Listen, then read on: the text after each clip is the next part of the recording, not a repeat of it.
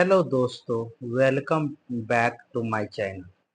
आज हम लोग अल्टरनेटर के सेकेंड पार्ट में 48 क्वेश्चन से आगे डिस्कशन करेंगे। देखिए, क्वेश्चन 48 क्या कह रहा है कि वह मशीन जो स्टीम टरबाइन से चलती है, मतलब स्टीम टरबाइन से चलती है, उसे टर्बो अल्टरनेटर कहते हैं। स्टीम से चलित टरबाइन को टर्बो अल्टरनेटर कहते हैं।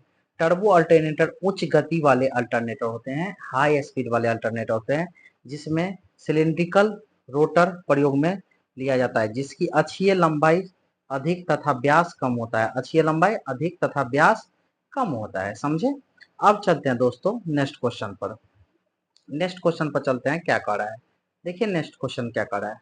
नेक्स्ट क्वेश्चन कह रहा है कि टर्बो आवर्तित अल्टरनेटर को में क्या होता है, में क्या होगा आपका, छोटी व्यास, छोटी क्या होगा आपका, व्यास होगा, और और बड़ी क्या होगा, बड़ी आपका अक्षीय लंबाई द्वारा वर्गीकृत किया गया है। टर्बो अल्टरनेटर को छोटी व्यास और बड़ी अक्षीय लंबाई द्वारा वर्गीकृत किया जाता है। टर्बो अल्टरनेटर को हम आवर्तित भी बोलते हैं। टर्बो अल्टरनेटर को छोटे व्यास और बड़े अक्षीय लंबाई द्वारा वर्गीकृत किया जाता है।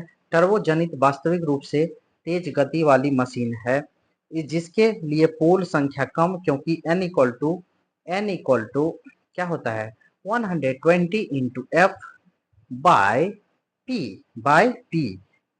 ठीक है। नेक्स्ट क्वेश्चन, अगर एन जो होता है इनवर्सली प्रोपोर्शनल होता है 1/p का। अगर एन इंक्रीज करेगा तो पी डिक्रीज करेगा। ठीक है। नेक्स्ट,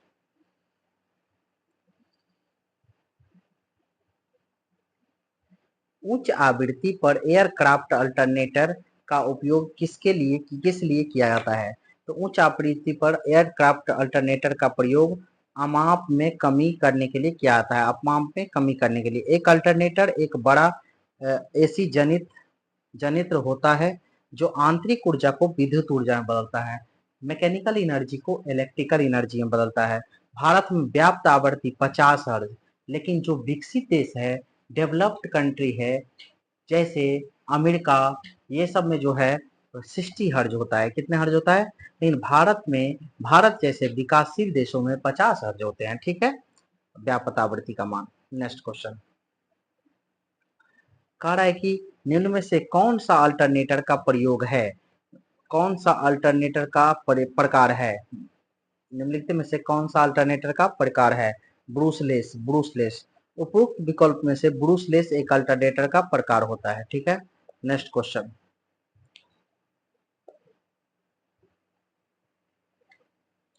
दो अल्टरनेटर को एक सर्किट में समांतर में जोड़ा जाना चाहिए जब लॉर्ड सर्किट की पावर डिमांड या सिंगल अल्टरनेटर के पावर आउटपुट से ज्यादा हो। दो अल्टरनेटर को आप पैरेलल में जोड़ेंगे तब क्या होगा, जब आपका लॉर्ड सर्किट की पावर डिमांड सिंगल अल्टरनेटर के आउटपुट से ज्यादा होगा, सिंगल अल्टरनेटर के पावर आउटपुट से ज्यादा होगा। दो अल्टरनेटर को एक सर्किट में समांतर क्रम में जोड़ा जाना चाहिए जब लॉर्ड सर्किट की पावर डिमांड सिंगल अल्टरनेटर के पावर आउटपुट से ज्यादा होगा। कह रहा है कृषि सिंक्रोनस जनरेटर में पांचवा हार्मोनिक वोल्टेज हटाने के लिए कॉइलों में कितने डिग्री का शॉर्ट पिच होना चाहिए। पांचवा हार्मोनिक वोल्टेज हटाना है तो कॉइलों में कितने डिग्री का शॉर्ट होना चाहिए, 36 डिग्री का।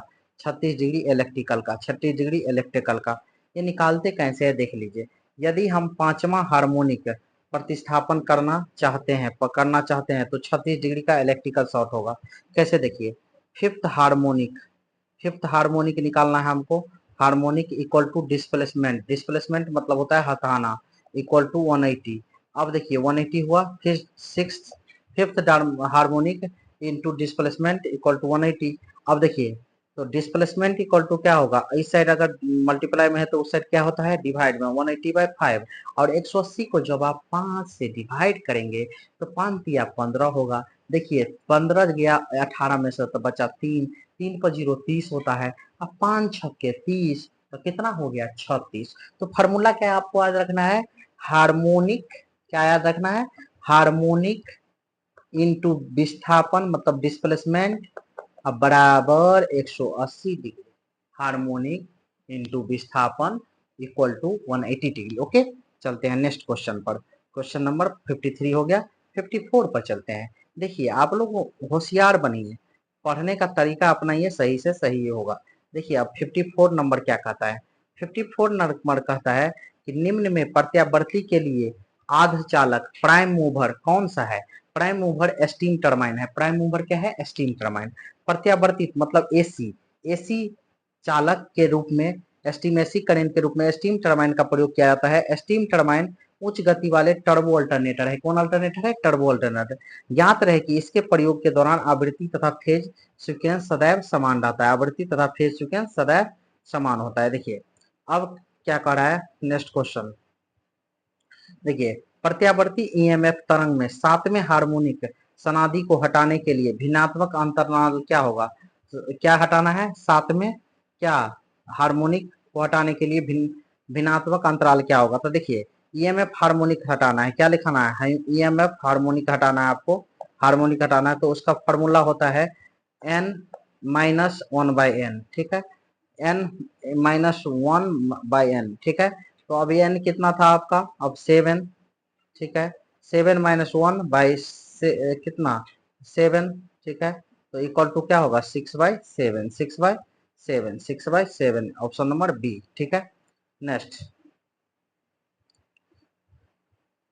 एक प्रत्यावर्तित प्रतिध्रुव 9 प्रखांच है। यदि प्रत्येक कुंडली में 8 प्रकांश तारत्व का विस्तृत हो तो तारत्व का गुणांक क्या होगा। तो प्रतिध्रुव स्लॉटों की संख्या कितना है, प्रतिध्रुव स्लॉटों की संख्या आप है, आपको कितना दिया हुआ है, प्रतिध्रुव स्लॉटों की संख्या आपको दिया हुआ है, खांचों की संख्या जो बोलते हैं slot, number of slot, slot equal to आपको दिया है कितना 9, ठीक है। प्रत्येक कुंडली में 8 है, ठीक है। आगे देखिए अब कह रहा है कि प्रत्येक कुंडली 8 प्रकांश तत्व में विस्तृत है। तो अब कह रहा है कि स्लॉट का कोण जो होगा, अगर आपको कोण निकला है, एंगल ऑफ स्लॉट निकालना है, क्या निकालना है, एंगल ऑफ स्लॉट, स्लॉट निकालना है। तो उसके लिए आपको करना क्या पड़ेगा, 180, कितना 180 इंटू पोलों की संख्या बाई खांचों की संख्या।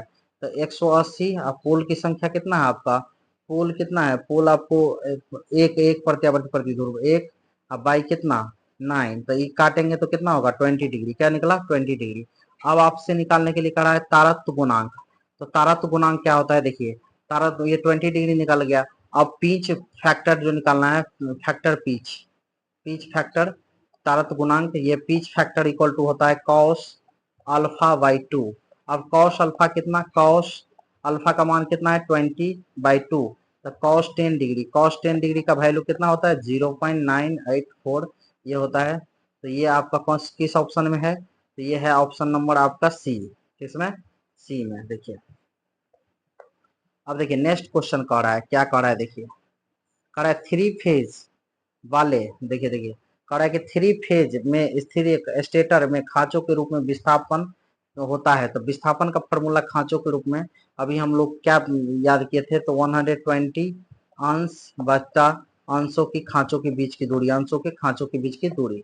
अब देखिए कह रहा है कि 3 फेज स्थिरिंग स्टेटर में खांचों के विस्थापन 120 अंश बटा अंशों में खांचों की दूरी 120 प्रत्येक दो फेजों के मध्य का कोण होता है। देखिए एक फेज, दो फेज और ये प्रत्येक फेज का मंद 120 डिग्री होता है, कितना होता है 120 डिग्री।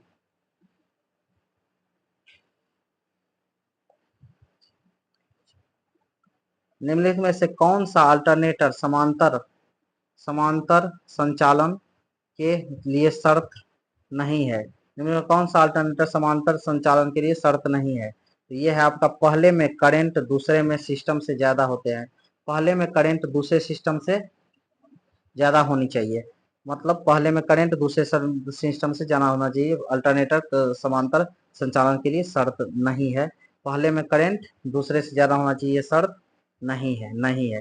तो है क्या, तो दो प्रणालियों का चरण कोण बराबर होना चाहिए, सही है। अनंत बसबार और आने वाले मशीन का वोल्टेज समान होना चाहिए, भी सही है। बसबार वोल्टेज और आने वाले मशीन वोल्टेज का चरण क्रम होना चाहिए, सही है, ठीक है। 59 क्या कर रहा है, हम अल्टरनेटर के समांतर संचालन के लिए विकल्प क्यों चुनते हैं? तो ये आपका होता है पुल सिस्टम का आकार बढ़ाने के लिए, पुल सिस्टम का आकार बढ़ाने के लिए, उत्पादन क्षमता को विश्वसनीयता बढ़ाने तथा सिस्टम का आकार बढ़ाने के लिए पर्यावर्तकों को समांतर क्रम में जोड़ते हैं, समांतर क्रम जोड़ते हैं।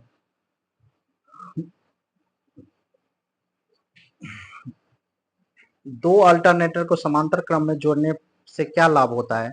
दो अल्टरनेटर को हम समांतर क्रम में जोड़ते हैं तो जनरेटर का खर्चा कम हुआ है, जनरेटर का खर्चा कम होता है।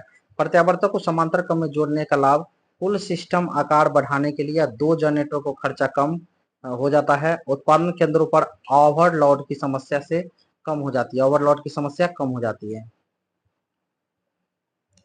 BIS भारत का स्टैंडर्ड है, मानक है 3043 1966 के अनुसार अल्टरनेटर के न्यूट्रल अर्थिंग के लिए किस विधि का सिफारिश की गई है? तो ये आपका है ठोस अर्थिंग सही है, प्रतिघात ये भी रिएक्टेंस भी सही है, प्रतिरोध अर्थिंग सही है, आर्क सप्रेशन कॉइल अर्थिंग सही है, ये सभी सही है। आप एक अल्टरनेटर को कैसे बनाए रखते हैं? तो इसे साफ कर रखे, इसे साफ रखे। अल्टरनेटर को सदैव साफ सुथरा रखना चाहिए, सदैव साफ सुथरा रखना चाहिए। कह रहा है कि अल्टरनेटर को कितने बार बदलना चाहिए? तो अल्टरनेटर को 7 वर्ष पर एक बार, 7 वर्ष के बाद बदल देना चाहिए, 7 वर्ष के बाद बदल देना चाहिए। कह रहा है कि अल्टरनेटर में सबसे आम समस्या क्या होती है? तो बियरिंग्स में खराबी, बियरिंग्स में खराबी, बियरिंग में खराबी अल्टरनेटर की में एक आम समस्या है, बियरिंग में खराबी अल्टरनेटर में एक आम समस्या है। देखिए दोस्तों क्या कर रहा है, नेक्स्ट क्वेश्चन। एक 4 पोल 3 फेज AC 36 स्टेटर प्रखाच और कितना है, 1 मिनट, प्रखाच और 1 से 8 कुंडली विस्तृत है। तो कुंडलन का अंतराल गुणांक पिच फैक्टर निकालने के लिए कह रहा है। देखिए आपको क्या क्या दिया है, देखिए पोल का संख्या कितना दिया हुआ है 4, स्लॉट कितना दिया है, नंबर ऑफ स्लॉट वो दिया है 36। तो देखिए पोल पिच जो होता है उसका फॉर्मूला होता है कितना, slot by pole, slot by पोल। तो स्लॉट कितना है, स्लॉट है आपका कितना 36/4, तो कितना होगा 9 होगा, यहाँ तक कोई दिक्कत। अब देखिए क्वाइल स्पान जो है आपका क्वाइल स्पान, ये जो क्वाइल स्पान आपका कितना दिया हुआ है 8 दिया हुआ है, कितना दिया है 8 दिया है। तो अब देखिए 9 स्लॉट है, स्लॉट कितना था 9, तो 9 स्लॉट इक्वल टू 180 डिग्री। तो एक स्लॉट इक्वल टू कितना होगा 180/9, तो कितना 20 डिग्री, कितना डिग्री 20 डिग्री, ठीक है। अब देखिए क्वाइल स्पान आपका निकालना है, अगर क्वाइल स्पान निकालना है तो इसका मतलब होता है pole pitch minus coil pitch. तो पोल पिच कितना है 9 और क्वाइल पिच कितना है 8, तो क्वाइल स्पान कितना हुआ 1 का।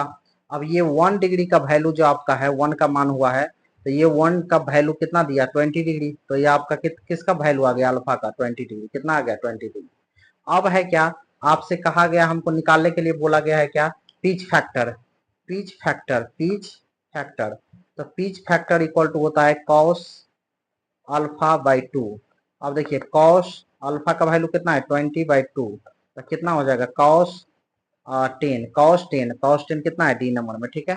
नेक्स्ट क्वेश्चन देखिए, कह रहा है कि यदि अल्टरनेटर का ईएमएफ समीकरण की गणना के लिए क्या सूत्र होगी? तो ईएमएफ समीकरण की गणना के लिए सूत्र होती है ये सी नंबर। अब देखिए इसमें क्या है, केडी मतलब होता है क्या आपका, केडी मतलब होता है डिस्ट्रीब्यूशन फैक्टर। केडी किसको बोलते हैं, डिस्ट्रीब्यूशन फैक्टर को केडी बोलते हैं। एफ से क्या होता है फ्रीक्वेंसी, एफ से क्या होता है फ्रीक्वेंसी। टी से क्या होता है, टी से टर्न प्रति फेज होता है। और फाई एम से होता है आपका मैक्सिमम, मैक्सिमम जो होता है flux weber, maximum flux in weber में, ठीक है। तो अब देखिए केडी निकालने के लिए हम क्या करते हैं, साइन बीटा/2 एन साइन बी/2। अब एन साइन बी/2 में एन का वैल्यू जो आपका होता है, देखिए एन इक्वल टू होता है स्लॉट प्रति phase, beta equal to 180 degree by slot, 180 degree by क्या स्लॉट इंटू पोल, और एन इक्वल टू स्लॉट प्रति पोल फेज, और N equal to slot by pole into case. KC equal to coil pitch, coil factor, coil pitch होता है केसी equal to केसी। अगर केसी equal to S होगा, क्या होगा इन, तो एन बीटा बाई टू। तो विद्युत वाहक बल वोल्ट में व्यक्त किया जाता है, जो कि एक वर्ग माध्य मूल मान है। ठीक है, तो आप समझ गए फॉर्मूला क्या हुआ। ये फॉर्मूला याद कर लीजिए, जो E equal to 4.44 K D K C F T phi M. ठीक है, अब नेक्स्ट क्वेश्चन क्या कर रहा है कि प्रत्यावर्तित के रेटेड वोल्टेज के संबंध में बिना लोड वाले वोल्टेज से रेटेड वोल्टेज में प्रतिशत परिवर्तन को क्या कहा जाता है। तो इसको कहा जाता है वोल्टता विनियमन, वोल्टा विनियमन। प्रत्यावर्तित में वोल्टेज के परिवर्तन को वोल्टता विनियमन कहते हैं, अर्थात वी आर इक्वल टू वोल्टा रेगुलेशन इक्वल टू वोल्टता नो लोड माइनस वोल्टा फुल लोड बाय वोल्टा फुल लोड। फुल लोड पहले रखिएगा, तो अगर तो नो लोड नीचे होगा, नो लोड वोल्ट था, फुल लोड वोल्ट था। साथ ही एसी जनित भी कहा जाता है, एसी जनित भी कहा जाता है। ठीक है,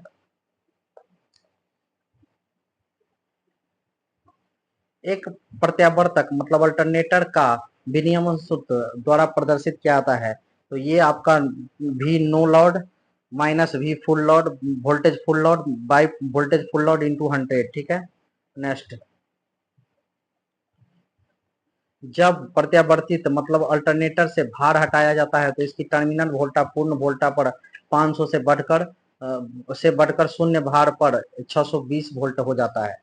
तो पूर्ण भार पर प्रत्यावर्ती वोल्टा का नियमन क्या होगा, रेगुलेशन क्या होगा। तो रेगुलेशन निकालने के लिए क्या होता है, नो लोड माइनस कितना, तो नो लोड पर कितना है, जीरो पर कितना शून्य भार, नो लोड है जीरो, तो शून्य भार पर कितना है 660 बाई फुल भार, और बाई कितना फुल लोड इंटू क्या 100। अब इसको आप कैलकुलेशन करेंगे तो ऊपर में बचेगा 160 बाई 500, 500 का मतलब 500, जीरो जीरो कैंसिल हो जाएगा ये। अब इसको कैंसिल करेंगे तो कितना होगा, 32 5 जा कितना होता है 32 5 160 होता है, तो 32%। ठीक है, अब नेक्स्ट देखिए, कह रहा है कि किसी तुल्यकालिक मोटर का तुल्यकालिक प्रतिघात ज्ञात करने के लिए निम्नलिखित में से किस विधि का प्रयोग किया जाता है। तो ये होता है पोर्टियर विधि का प्रयोग करके तुल्यकालिक मोटर का तुल्यकालिक प्रतिघात घात ज्ञात किया जाता है। यह विधि शून्य शक्ति गुणांक JF विधि भी कहते हैं। यह विधि सर्वाधिक महत्वपूर्ण है, साथ ही तुल्यकालिक होने पर का तात्पर्य नियत मान से होता है।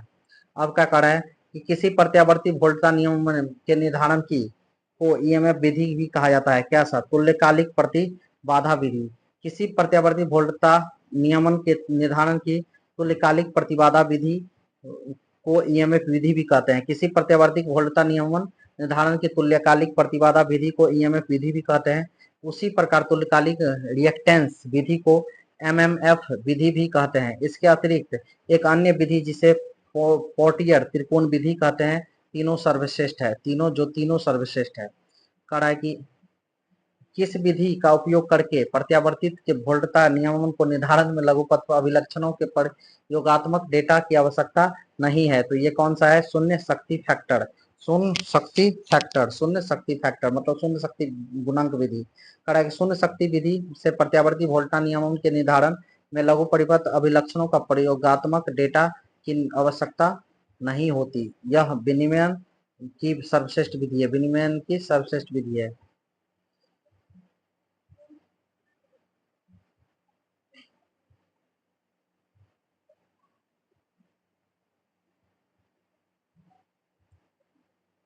प्रत्यावर्ती की वोल्टता विनिमय गणना करने के लिए इनमें से किसका उपयोग नहीं किया जाता है, नहीं किया जाता, किसका उपयोग नहीं किया जाता, वृत्त चित्र का विधि का नहीं किया जाता, पोंटियर विधि का क्या आता है, एम्पियर वर्त विधि का क्या आता है, तुल्यकालिक प्रतिबाधा विधि का क्या आता है।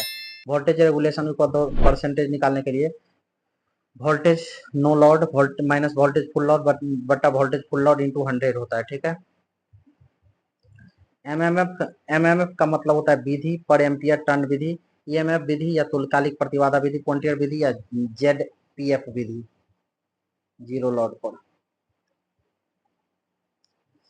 करें किसी प्रत्यावर्ती में तुल्यकालिक प्रतिघात क्या होता है। तो ये क्षरण प्रतिघात और आर्मेचर प्रतिघात के संयोजन से तुल्यकालिक प्रतिघात बनता है। क्षरण प्रतिघात और आर्मेचर प्रतिघात के संयोजन से। देखिए तुल्यकालिक प्रतिघात मतलब क्षरण प्रतिघात और क्षरण प्रतिघात और तुल्यकालिक प्रतिघात का दोनों को जोड़ देंगे तो क्या होगा, तब होगा क्या, तुल्यकालिक प्रतिघात। दो प्रत्यावर्ती के तुल्यांकन हेतु किस विधि का प्रयोग किया जाता है, तो दो दीप्त और एक आवच्छित डार्क विधि को, मतलब प्रत्यावर्तिक के तुल्यांकों की जांच की विधियां 3 डार्क लैंप विधि, 3 दीप्त लैंप विधि, 2 दीप्त तथा 1 डार्क लैंप विधि और सिक्रोस्कोप विधि, ये चारों विधि है। तुल्यकालिक दर्शी सिक्रोनोस्कोप का क्या अर्थ है, तो ये होता है दो प्रत्यावर्तित्रों के तुल्यकालन के सटीक क्षण में को इंगित करना। ठीक है, तुल्यकालिक दर्शी सिक्रोनोस्कोप का क्या अर्थ है, तो दो प्रत्यावर्तित के तुल्यकालों के सटीक क्षण को इंगित करना।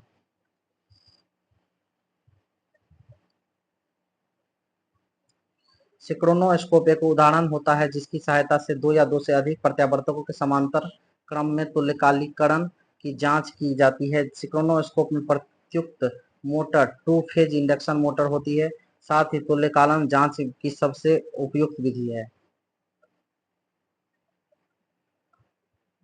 दो अल्टरनेटर के तुल्यकालन के लिए कौन सी शर्त आवश्यक है, तो ये होता है वोल्टेज, आवृत्ति और फेज अनुक्रम समान होना चाहिए।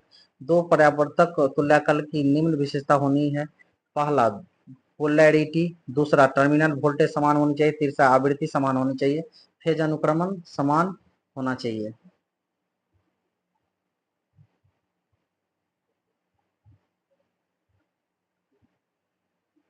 दो अल्टरनेटर के तुल्यकालन के लिए सही समय निर्धारण के लिए किस उपकरण का उपयोग किया जाता है, तो ये होता है सिक्रोनोस्कोप। दो प्रत्यावर्तकों के तुल्यकालन के लिए निम्न विधियां अपनाई जाती है, डार्क लैंप विधि, ब्राइट लैंप विधि, डार्क तथा ब्राइट लैंप विधि, सिक्रोस्कोप। अति उत्तेजना एक्साइटेशन क्रांतिक जो अल्टरनेटर का शक्ति घटक क्या होगा, अति उत्तेजना एक्साइटेशन क्रांतिक को अल्टरनेटर का शक्ति घटक क्या होगा, यूनिटी शक्ति गुणांक, यूनिटी शक्ति गुणांक। अति उत्तेजक क्रांतिक तो अल्टरनेटर का शक्ति घटक यूनिटी इकाई होता है। प्रत्यावर्तित्रों में अवमंदन कुंडलियां में प्रदान की जाती है क्या, पोलसु अवमंदन कुंडलियां में पोलसु प्रदान की जाती है। अल्टरनेटर में चुंबकीय क्षेत्र निम्नलिखित में उत्पन्न होता है। अल्टरनेटर में चुंबकीय क्षेत्र निम्नलिखित में उत्पन्न होता है, तो ये होता है रोटर में अल्टरनेटर में चुंबकीय क्षेत्र रोटर में उत्पन्न होता है। नेक्स्ट क्वेश्चन कह रहा है कि अब उत्तेजित तुल्यकालिक जनित किस पर काम करता है, तो अग्रगामी VAR की आपूर्ति करता है और अग्रगामी शक्ति गुणांक पर कार्य करता है। ठीक है, वोल्टेज रेगुलेशन होता है VAR। एक कम उत्तेजित तुल्यकालिक जनित अग्रगामी VAR की आपूर्ति करता है और अग्रगामी शक्ति गुणांक पर कार्य करता है। ठीक है, अब क्या कर रहा है कि 3 फेज अल्टरनेटर प्रतिरोधी भार सप्लाई करता है, आर्मेचर रिएक्शन फ्लक्स होगा तो कितने डिग्री पर होगा, तो ये आपका होगा 90 डिग्री पर। कितने डिग्री पर, फील्ड एक्सिस के साथ 90 डिग्री पर। जब 3 फेज अल्टरनेटर प्रतिरोधी भार सप्लाई करता है तो आर्मेचर रिएक्शन फ्लक्स होगा फील्ड एक्सिस के साथ 90 डिग्री पर। अल्टरनेटर यांत्रिक ऊर्जा को विद्युत ऊर्जा में बदलता है। नेक्स्ट क्वेश्चन कह रहा है कि एक प्रत्यावर्ती के लिए 0 PF पश्चगामी भार के लिए आर्मेचर की प्रतिक्रिया क्या होगी, तो आर्मेचर की प्रतिक्रिया पूर्ण विचुंबकन होगी। अब कैसे याद रखेंगे, देखिए अब कह रहा है कि जैसे प्रत्यावर्ती है, अल्टरनेटर है, क्या अल्टरनेटर में अगर शक्ति गुणांक इकाई है तो चुंबकीय विक्षोभ प्रभाव आर्मेचर की प्रतिक्रिया चुंबकीय विक्षोभ प्रभाव होगी। शक्ति गुणांक इकाई है तो आर्मेचर की प्रतिक्रिया चुंबकीय विक्षोभ प्रभाव होगी। और अगर अल्टरनेटर में शून्य लैगिंग है, लैगिंग में विचुंबकन और शून्य लीडिंग में चुंबकन, लीडिंग है तो शून्य तो चुंबकन, लीडिंग है शून्य तो चुंबकन और शून्य लैगिंग है तो विचुंबकन, लैगिंग तो विचुंबकन, इकाई है तो चुंबकीय विक्षोभ प्रभाव। जस्ट उल्टा होता है मोटर में। देखिए मोटर में क्या उल्टा होता है, देखिए मोटर में क्या है, अगर इकाई है तो चुंबकीय विक्षोभ प्रभाव होगा और शून्य लैगिंग पर इसमें चुंबकन होगा और लीडिंग पर क्या होगा, विचुंबकन, लीडिंग पर विचुंबकन। और उसमें अल्टरनेटर में जस्ट उल्टा है, लीडिंग पर चुंबकन और लैगिंग पर विचुंबकन। ठीक है, अब नेक्स्ट चलते हैं। क्या कह रहा है कि जब भी संयोजित भार में परिवर्तन होता है तब प्रत्यावर्तित मतलब अल्टरनेटर के टर्मिनल वोल्टता बदल जाती है।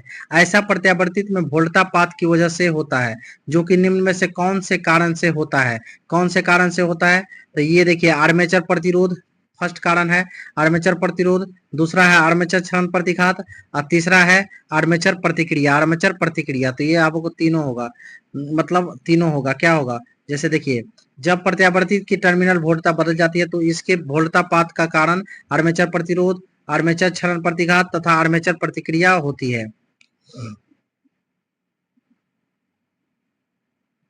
प्रत्यावर्तित आर्मेचर अल्टरनेटर के मामले में आर्मेचर क्षरण प्रतिघात को भी कहा जाता है। क्या कहा जाता है? पोर्टियर प्रतिघात। पोर्टियर प्रतिघात। प्रत्यावर्तित अल्टरनेटर के मामले में आर्मेचर क्षरण प्रतिघात को पोर्टियर पोर्टियर प्रतिघात भी कहा जाता है। पोर्टियर प्रतिघात। प्रत्यावर्तित में आर्मेचर क्षरण प्रतिघात को पोर्टियर प्रतिघात कहते हैं, जो जनित्रों में प्रतिघात ज्ञात करने की एक विधि है। यह विधि वोल्टता विनियमन की सर्वश्रेष्ठ विधि है। वोल्टता विनियमन की सर्वश्रेष्ठ विधि है।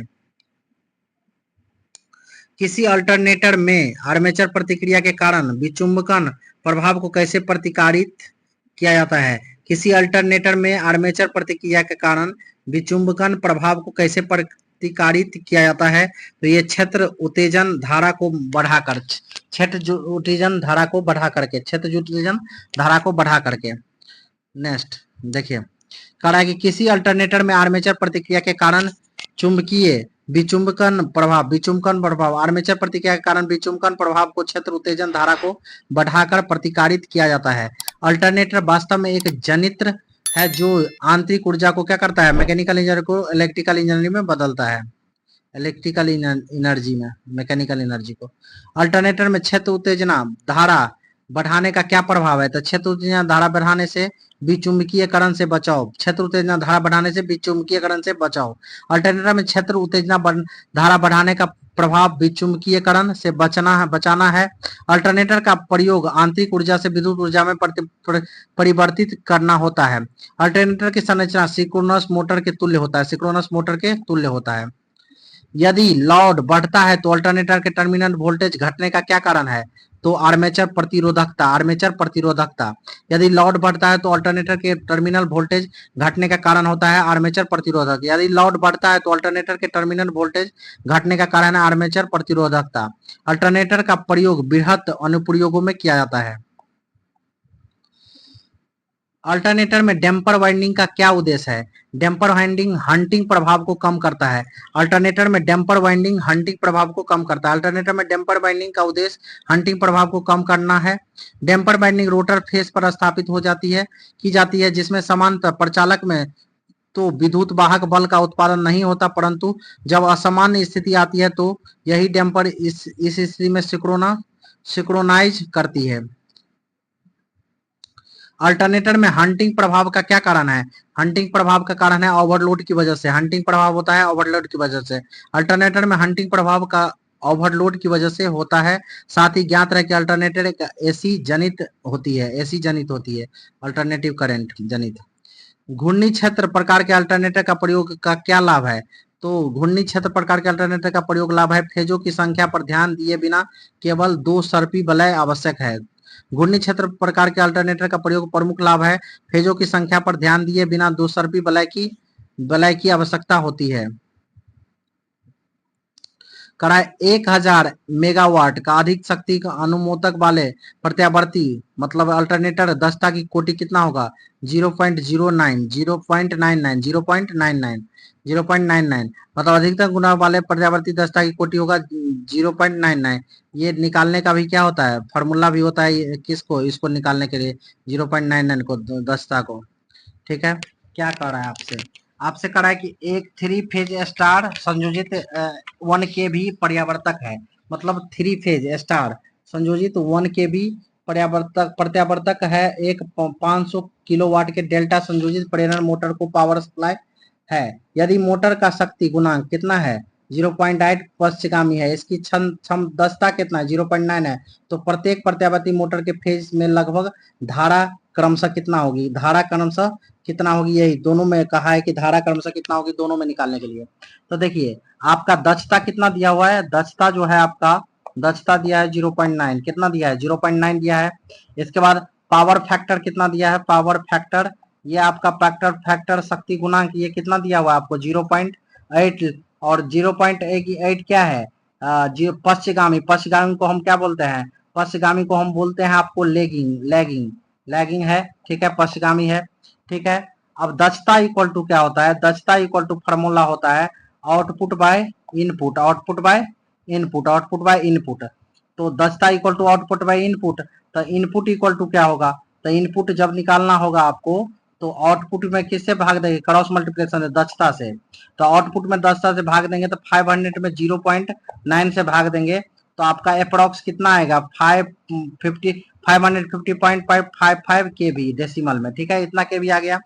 अब देखिए मोटर के लिए, अगर हम मोटर के लिए बात करते हैं किसका, मोटर के लिए 3 फेज में क्या है आपका धारा कितना होगा, करंट कितना होगा, तो P इंटू 3 फेज ये आपको निकालेंगे। तो इसका क्या होता है फॉर्मूला, इसका फॉर्मूला आता है आपको 3 फेज के लिए कितना होता है √3 VL/IL और क्या लीडिंग cos⁡, लैगिंग था ना, हाँ लैगिंग था cos⁡। अब इसका देखिए इसका वैल्यू हम देंगे, देखिए इसको हम वैल्यू देंगे तो क्या होगा, एक मिनट,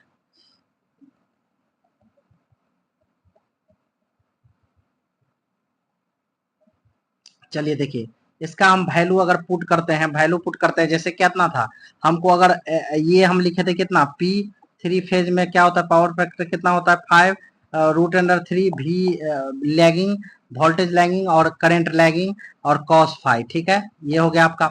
अब देखिए अब इसको हमको IL निकालना है, करंट निकालना है लैगिंग में, तो इसका क्या होगा, करंट निकालने के लिए क्या होगा फिर 3 फेज और जितना इस साइड क्या है सब डिवाइड में चल जाएगा √।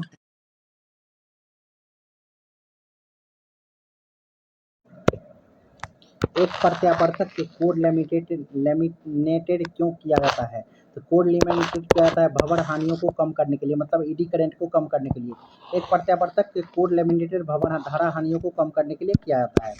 नेक्स्ट क्या करा है, करा कि यदि आउटपुट 25 केवी का हो और हानि कितना 2 केवी का हो तो एक प्रत्यावर्ती का दक्षता क्या होगा एन नीटा इक्वल टू क्या होता है, देखिए तो इनपुट कितना है आपका, इनपुट नहीं आउटपुट बाय इनपुट, तो आउटपुट कितना है आपका 25 मिल रहा है, इनपुट कितना हुआ 25 प्लस कितना का हानि हो रहा है 2 का, इंटू कितना 100, तो कितना होगा 25/27 इंटू 100 जो आप कितना देगा 92.6%। तो आंसर क्या हो जाएगा 92.6%। Thank you for watching my channel. अगर आपको ये वीडियो पसंद आया हो तो लाइक कीजिए और ऐसे ही वीडियो के लिए हमारे चैनल को सब्सक्राइब कीजिए। Thank you for watching.